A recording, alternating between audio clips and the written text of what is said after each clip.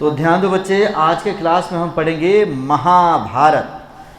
जैसे ही महाभारत मैं तुम्हें इसमें पढ़ाता हूँ स्क्रीन से ख़त्म हो जाता है, इसीलिए तुम लोग सिर्फ समझोगे और घर पे जाके इसको देखोगे। जो भी बच्चे घर से देख रहे हैं उसका इसका स्क्रीनशॉट ले लोगे और इसे लिखोगे, अपनी भाषा में लिख कर लाना है। यहाँ एक पेज में मैं शॉर्टकट में यहाँ पे दे रखा हूँ, लेकिन इसी शॉर्टकट को मैं तुम्हें एक्सप्लेन करूँगा और इस एक्सप्लेनेशन को तुम अपनी भाषा में महाभारत की कहानी कल सभी लिख कर ला रहे हो। क्लियर है बच्चे? तो जिस महाभारत की कहानी हम पढ़ाने जा रहे हैं बच्चे, वो शुरू होता है, समझो कि भारत देश का नाम जो है वह किन के नाम पर पड़ा है बच्चे? भारत हमारे देश के ऐसे यशस्वी सम्राट थे जो समझ लो कि दुष्यंत और शकुंतला के पुत्र थे। किन के पुत्र थे? प्राचीन काल में एक ऋषि, महान ऋषि थे जिनका नाम वशिष्ठ ऋषि था। कौन सा ऋषि? वशिष्ठ ऋषि की एक पुत्री थी शकुंतला। अभिज्ञान शकुंतलम कालिदास ने लिखा है और शकुंतला की कहानी उन्होंने बताया है कि शकुंतला जंगल में पली है, बढ़ी है और वो सामान्य तौर पे किसी सामान्य पुरुष को देख नहीं पाई, अपने बूढ़े पिता को देखती है। वो शकुंतला जंगल में रहती है। इधर हस्तिनापुर नरेश के राजा है दुष्यंत। कौन राजा है जी? तो दुष्यंत एक बार जंगल में जाते हैं तो रास्ता भटक जाते हैं। भटकते हुए वो जंगल में चले जाते हैं तो देखती है क्या कि एक ऐसी स्त्री जो सिर्फ फूलों की माला और फूलों का वस्त्र, माने अपने गुप्तांगों को नीचे और ऊपर फूलों से ढकी हुई है। और समझो कि उसको जब ये देखते हैं तो दुष्यंत शकुंतला पर मोहित हो जाते हैं, उससे प्रेम कर बैठते हैं। शकुंतला भी इन्हें देखती है तो प्रेम कर लेती है, दोनों प्रेमालाप करते हैं बच्चे। उसके बाद दुष्यंत बोलते हैं कि मैं जाता हूँ हस्तिनापुर और जब आऊँगा तो हाथी और घोड़े के साथ आऊँगा और तुम्हें लेकर जाऊँगा। इधर शकुंतला समझो कि वह गर्भवती हो जाती है बच्चे, और उस स्थिति में वो इंतज़ार इनका करते रहती है। तब उसी शकुंतला को एक पुत्र की प्राप्ति होती है जिसका नाम रखती है वो भारत। क्लियर है बच्चे? तो भारत के माता का नाम क्या था? शकुंतला। और भारत के पिता का नाम दुष्यंत। और शकुंतला किन की पुत्री थी? वशिष्ठ ऋषि की। किन की? वशिष्ठ ऋषि की। अब समझो एक बार शकुंतला स्नान कर रही थी बच्चे, तब तक भारत वो समझो कि परेशान कर रहे थे, तो उन्होंने कह दिया कि भारत को जाओ बाबू तुम बाहर खेलो। बाहर खेलने लगे हो। तब तक शकुंतला आती है तो बाहर देखती है कि सामान्य तौर पे बच्चे कुत्ते, सियार, भेड़, बिल्ली की, बकरी के बच्चे से खेलते हैं, लेकिन वो भरत बचपन में शेर के बच्चे से खेल रहा है और शेर के मुंह में उंगली डालकर उसके दांतों को गिन रहा है। अंदाज़ा लगाओ, जो बच्चा शेर से के साथ खेलता हो वह शेर की तरह शक्तिशाली नहीं होगा, प्रतापी नहीं होगा। और इसी तरीके से समझ लो बच्चे, इस प्रकार वही भरत आगे चलकर इस देश के यशस्वी सम्राट बनते हैं और भरत के नाम पर हमारे देश का नाम पड़ता है भारत। क्लियर है? यहाँ तक समझ गए? अब भरत को एक पुत्र की प्राप्ति होती है जिनका नाम है शांतनु। क्या नाम है बच्चे? भरत के बाद हस्तिनापुर नरेश में उनके पुत्रों में आते हैं कौन? शांतनु। शांतनु भी हस्तिनापुर के नरेश से बच्चे। और शांतनु 2 शादी किए हुए हैं। पहली शादी वो करते हैं गंगा से। गंगा मैया आज हम लोग जिसे कहते हैं बच्चे, प्राचीन काल में गंगा ये औरत की एक रूप थी। तो शांतनु गंगा पे मोहित होते हैं और गंगा से प्रेम करते हैं और गंगा से शादी करने की बातें करते हैं। तो गंगा कहती है कि शांतनु याद रखो, मैं तुमसे शादी तो करूँगी, लेकिन याद रखना कि यदि हमसे और तुमसे जो संतान की उत्पत्ति होगी वो सभी संतान को हम अपने आगोश में ले लेंगे। तुम्हें वादा करना होगा कि मेरे सभी संतानों को हमारे गोद में दे दोगे, माने गंगा में प्रवाहित कर दोगे। शांतनु चूँकि प्रेम कर लिए थे और जानते हो जब प्रेम अंधा होता है, उस समय कोई चीज़ दिखाई नहीं देता। उन्हें तो गंगा दिखाई दे रही थी बच्चे। उन्होंने हाँ बोल दिया और इस तरीके से 1 पुत्र, 2 पुत्र, 3 पुत्र करके 7 पुत्र हुए बच्चे। और 7 पुत्रों को गंगा में इन्हें विसर्जित करना पड़ा। लेकिन जब 8वां पुत्र हुआ तो उसका नाम रखा गया देवव्रत। क्या नाम रखा गया? तो देवव्रत के जन्म के बाद से शांतनु जो है वो मोहित हो गए और वात्सल्य प्रेम में पड़ गए बच्चे। पुत्र प्रेम में आकर उन्होंने कह दिया, गंगा अब मैं अपने पुत्र को तुम्हें नहीं दूंगा। गंगा ने कहा कि याद कीजिए महाराज, हमारा और आपका वादा था कि आप अगर जिस दिन अगर हमारे पुत्रों को हमारे गोद में नहीं देंगे, मैं आपको छोड़कर हमेशा के लिए चली जाऊंगी। शांतनु ने कह दिया कि तू जाना है चली जा गंगा, लेकिन मैं अपने पुत्र को अब देने वाला नहीं हूँ। गंगा वहाँ से हमेशा हमेशा के लिए आकर और गंगा जी में विलीन हो गई और फिर वो कभी लौटकर शांतनु के पास नहीं गई। इसीलिए जो देवव्रत है आगे चलकर गंगा पुत्र के नाम से जाने जाएंगे। आ रहा समझ में ना? वही देवव्रत जो गंगा पुत्र है उन्हें भीष्म कहा जाएगा। भीष्म पितामह का नाम सुने हो ना तुम लोग? तो क्यों भीष्म कहा जाएगा वो कहानी अभी बाकी है बच्चे। अब इधर देख लो बच्चे, अब उधर कहानी अब शुरू होती है। शांतनु की पत्नी कौन? गंगा। ये तो बेचारी चली गई और वो अपने पुत्र प्रेम में आकर सब कुछ त्याग कर दिए, लेकिन अपने पुत्र का लालन पालन करने लगे। वही पुत्र देवव्रत के नाम से जब बड़ा होने लगा तो बड़ा होते होते उसने देखा कि एक बार पिताजी तो समझ लो कि बड़े मायूस दिखाई दे रहे हैं। उन्होंने सोचा कि पिताजी क्या बात है, आप मायूस क्यों दिखाई दे रहे हैं? तो पिताजी के साथ फिर एक घटना घटती है बच्चे। ये वही शांतनु एक बार ये फिर जंगल में ये अब जाते हैं, ये भी समझ लो जाते हैं तो वहाँ रास्ता भटक जाते हैं। फिर रास्ता भटकने के बाद जब एक नदी के तट पे जाते हैं तो उस तट के द्वारा वो वहाँ एक मलाह की पुत्री है जिसका नाम है सत्यवती। क्या नाम है बच्चे? वो मलाह की पुत्री समझ लो कि वह सत्यवती इनको अपने नाव पे बिठाती है, इनके किनारे पे लाके इनको हस्तिनापुर के किनारे पे छोड़ देती है। वो जब तक नाव चला रही थी बच्चे, शांतनु उस सत्यवती को देखते रहते हैं। इस तट पे आते हैं तो बोलते कब उतरिए, तो शांतनु कहते हैं कि नहीं मुझे उस तट पे ले चलो। और फिर कहती फिर पैसे लगेंगे, तो बोलती कि ये लो पैसे। फिर उस तट पे जाते हैं तो इस तट पे ले चलो, उस तट पे ले चलो। और दिन रात इधर से इस तट पे उस तट पे करवाने लगे। बाद में सत्यवती समझ जाती है, बोलती कि महाराज ये क्या है, आप इस तट से लेकर उस तट पे आते हैं और जाते हैं। तो कहते हैं कि सत्यवती मुझे तुमसे प्रेम हो गया है और मैं तुमसे शादी करना चाहता हूँ। सत्यवती बोलती है कि महाराज ऐसा नहीं हो सकता, अगर मुझसे शादी करना है तो उसके लिए मेरे पिता से आपको बात करनी पड़ेगी।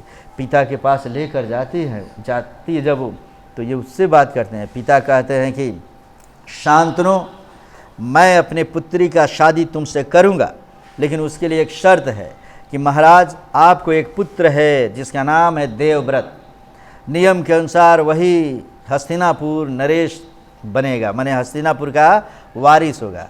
लेकिन आप वादा कीजिए कि आपका वो पुत्र यहाँ का वारिस न बनकर, हस्तिनापुर का राजा न बनकर, सत्यवती से जो पुत्र होंगे वही वहाँ के राजा बनेंगे। कहानी समझ में आ रहा है? अब इस तरीके से अब ये तो दुविधा में पड़ गए। गंगा को उन्होंने छोड़ दिया था देवव्रत के लिए, और समझ लो भला अब देवव्रत को सिंहासन से हटाकर उसको कैसे बनाते। वापस तो आ गए, लेकिन जब उनको अब वो निराश रहने लगे बच्चे। एक बार जब व्यक्ति प्रेम कर लेता है तो उसका मन कहीं दूसरे जगह नहीं लगता है। शांतनु भले बुढ़ापे में समझो कि फिर से सत्यवती से प्रेम करते हैं, लेकिन अब वो आते हैं जाते हैं, खुश नहीं रहते हैं। देवव्रत बार बार जब पूछता है कि पिताजी कौन सी ऐसी दुनिया की ताकत है जिसने आपको परेशान कर दिया, आप मुझे बताइए, मैं उसे जीत कर लाता हूँ। तो बोले कि ऐसी कोई बात नहीं है। बार बार जब देवव्रत पूछते हैं तब ये बताते हैं कि देवव्रत बात ऐसी है कि मुझे सत्यवती से प्रेम हो गया है और मैं उससे शादी करना चाहता हूँ, लेकिन उसके पिता एक शर्त रख दिए हैं कि उससे उत्पन्न संतान ही हस्तिनापुर का वारिस होगा, राजा बनेगा। तो मैं इसे कतई स्वीकार नहीं करता हूँ। देवव्रत उसी समय अटल प्रतिज्ञा किया, बोला कि पिताजी आपके खुशी के लिए तो मैं दुनिया को जीत कर आपके चरणों में ला सकता हूँ। ये कौन सी बड़ी बात है, आप माता सत्यवती से शादी कीजिए और मैं गंगा पुत्र देवव्रत प्रतिज्ञा करता हूँ कि मैं आजीवन ब्रह्मचारी रहूँगा। न तो मैं शादी करूँगा, न तो मेरे पुत्र यहाँ के वारिस होंगे। मैं तो राजा बनूँगा नहीं, और शादी नहीं करूँगा तो मेरे पुत्र भी यहाँ के राजा नहीं बनेंगे। क्योंकि बड़े पुत्र का पुत्र ही राजा बनता है। समझ में आ गया बच्चे? और देवव्रत के इस प्रतिज्ञा के कारण देवव्रत ने जो अटल प्रतिज्ञा की, तो अटल प्रतिज्ञा को ही भीष्म कहा जाता है। इसीलिए उसी दिन से देवव्रत का नाम बदल कर हो गया भीष्म। आ रहे समझ में ना? अभी उनका नाम क्या हो गया? भीष्म। अभी तो जब उनके पितामह बोला जाएगा, जब पोता होता होगा तब ना बच्चे। तो अब दूसरी तरफ की कहानी सुन लो। 2 पार्ट में पढ़ाऊंगा। आज मैं आधा कहानी महाभारत के पढ़ाऊंगा, आधा कहानी कल पार्ट 1 और पार्ट 2 में, ठीक है? अब उधर सत्यवती से शादी हो गई है बच्चे। सत्यवती से शादी करके जब वो आते हैं तो उस समय समझ लो बच्चे, सत्यवती जो उनकी पत्नी के रूप में आती है, तो कुछ दिनों के बाद समझ लो कि उनकी मृत्यु हो जाती है। किनकी मृत्यु हो जाती है? शांतनु की। किनकी मृत्यु हो जाती है? शांतनु की मृत्यु हो जाती है बच्चे। अब शांतनु की मृत्यु हो जाती है, इनको कोई पुत्र ही नहीं अभी, और उस स्थिति में अब हुआ कि अब खानदान को कैसे चलाया जाए। भीष्म जो है वह राज सिंहासन पे बैठेंगे नहीं, और सत्यवती को कोई पुत्र ही नहीं है। तो वेदों का, उपनिषदों का अध्ययन किया जाता है, तो उपनिषद में बताया गया है कि यदि किसी स्त्री को पुत्र प्राप्ति नहीं हो तो वह स्त्री, समझ लो,